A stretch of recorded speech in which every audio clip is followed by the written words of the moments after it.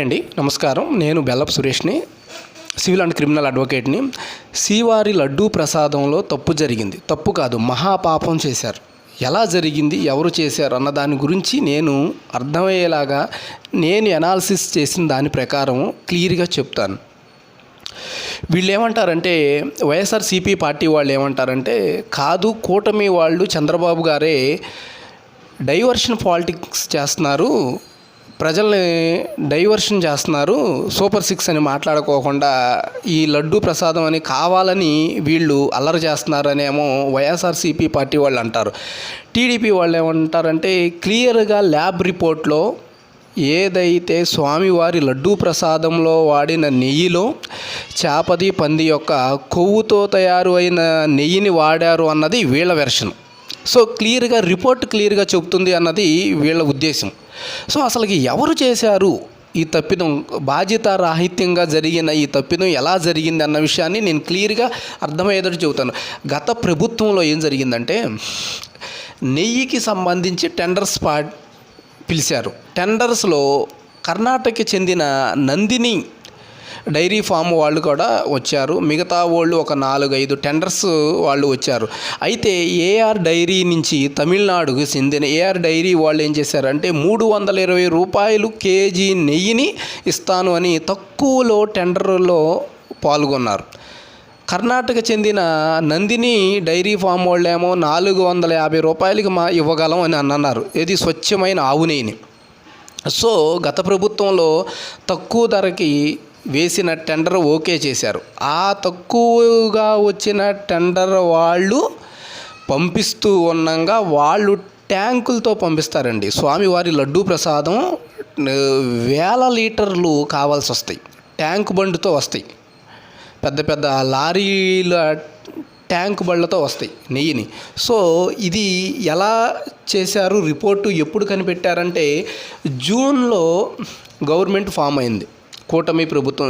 June 5న, June 12నేమో Chandrababu గారు సీఎంగా అఫీషియల్గా ఆయన ప్రమాణ స్వీకారం చేశారు.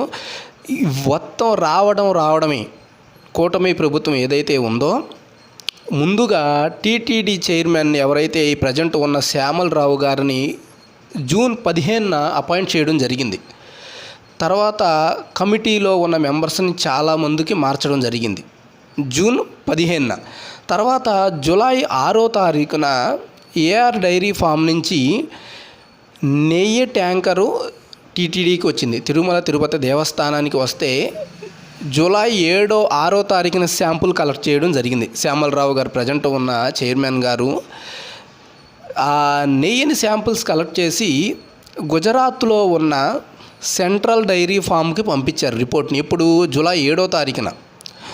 అప్పుడు రిపోర్ట్లో క్లియర్గా తెలిసింది ఏమని, ఇది ఈ నెయ్యిలో పంది చేప కొవ్వు కలిసిన నెయ్యి, ఈ నెయ్యిని ప్రసాదంలో వాడుతున్నారు అని మహా తప్పిదం జరిగిందని ఇమీడియట్లీ జూలై 8వ తారీఖున ఆ ఏఆర్ డైరీ ఫామ్ వాళ్ళని పూర్తిగా వాళ్ళు వేసిన టెండర్ని క్యాన్సిల్ చేసేసారు. క్యాన్సిల్ చేయటంతో పాటు ఎప్పుడూ కూడా టీటీడీలో టెండర్స్లో పార్టిసిపేట్ చేయకోకుండా బ్లాక్ లిస్ట్లో పెట్టడం జరిగింది. సో ఇది రీసెంట్గా చంద్రబాబు నాయుడు గారు ఒక అనౌన్స్మెంట్ చేశారు. ఏమని, గత ప్రభుత్వంలో వాళ్ళు లడ్డూ ప్రసాదంలో వాడిన నెయ్యిని కూడా చాలా తక్కువగా, చాలా చీప్గా పంది చేప కలిసిన నెయ్యిని వాడారు అని ఎలిగేషన్ చేశారు. సో యాక్చువల్గా తిరుపతిలో నెయ్యికి సంబంధించిన ల్యాబ్ అయితే లేదు. ఓన్లీ మిగతా ఐటమ్స్ని చెక్ చేయడానికే ఉన్నాయి. పర్ఫెక్ట్గా వీళ్ళు కూడా టీడీపీ వాళ్ళు తెలివిగా గుజరాత్లో ఉన్న సెంట్రల్ ల్యాబ్కి పంపించారు. వీళ్ళు వచ్చిన ఇమీడియట్లీ ప్రభుత్వాన్ని ఏర్పాటు చేసిన ఇమీడియట్లీ జూలై 1st వీక్లోనే శాంపిల్స్ని కలెక్ట్ చేశారు. ఆ రిపోర్ట్స్ని బేస్ చేసుకుని ఇవాళ ఎలిగేషన్ చేస్తున్నారు. అయితే వైఎస్ఆర్సీపీ పార్టీ వాళ్ళు ఏంటంటే, బాధ్యతారాహిత్యంగా ఉన్నారు. ఈ విషయంలో స్వామివారి విషయంలో చాలా శుద్ధిగా, చాలా భక్తిగా ఉండాల్సిన ఎవరైతే ఉన్నారో వైవి సుబ్బారెడ్డి గారు కానీ, గతంలో భూమన ప్రభాకర్ రెడ్డి గారు కానీ చాలా జాగ్రత్తగా, భక్తిగా, శ్రద్ధగా ఉండి చూడాల్సిన వాళ్ళు బాధ్యతారాహిత్యంగా జరిగిన తప్పిదం. ఇది నా ఎనాలిసిస్. సో ఇమీడియట్లీ రీసెంట్గా బిఫోర్ ఎస్టర్డే వైవి సుబ్బారెడ్డి గారు సుప్రీంకోర్టులో ఒక పిటిషన్ వేశారు. ఏమని? రిటైర్డ్ జడ్జిని కానీ, ఒక సుప్రీంకోర్టు గైడ్లైన్స్ ఇచ్చిన ఒక కమిటీని, స్పెషల్ కమిటీని తిరుమల తిరుపతి దేవస్థానంలో అపాయింట్ చేసి ఆ కమిటీ ఇచ్చిన రిపోర్ట్ని బేస్ చేసుకుని యాక్షన్ తీసుకోమని. వాస్తవంగా బాధ్యతారాహిత్యంగా జరిగింది అని మట్టుకి ప్రూవ్ అయింది. ఎందుకంటే ల్యాబ్ రిపోర్ట్లో ఏమండి కేజీ 320 రూపాయలకి వస్తుందా?